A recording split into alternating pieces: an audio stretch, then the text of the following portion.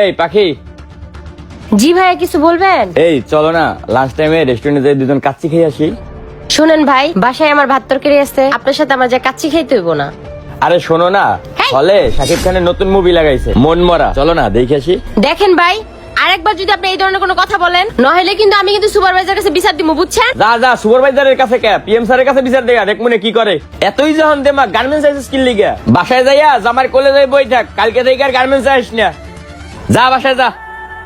দাঁড়ান, আপনার নামে যদি বিচার না দিছি তারপরে কইেন। হ্যাঁ যা যা, দেখ মনে। স্যার এই যে ফাইল দে দাও। কি পাখি কিছু কইবে? জি স্যার, একটু দরকার ছিল। হাই নাও, হাই শোনো, যাওয়ার সময় থাইটা লাগাই দিয়ে যাও। ঠিক আছে স্যার। হ্যাঁ পাখি কি হয়েছে বলো।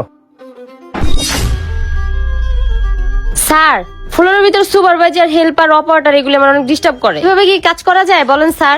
পোলাপান গুলা এত বেতবের বেত, ফ্লোরের মধ্যে একটা সুন্দরী মায়ে দেখলে কুত্তার মতো পিছে লাগে, মনে হয় অগরে মা বোন নাই।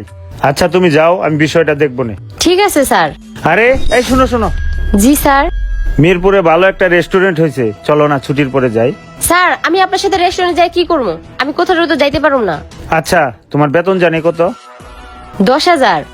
আচ্ছা ঠিক আছে, তোমার বেতন 2,000 টাকা বাড়ে 12,000 টাকা করে দিব, এখন তার প্রবলেম নেই। স্যার, আমার বেতনও বাড়াই দেওয়া লাগবো না, আর আমি আপনার সাথে ঘুরতেও যাইতে পারবো না, থাকেন আপনি। বুঝলো না।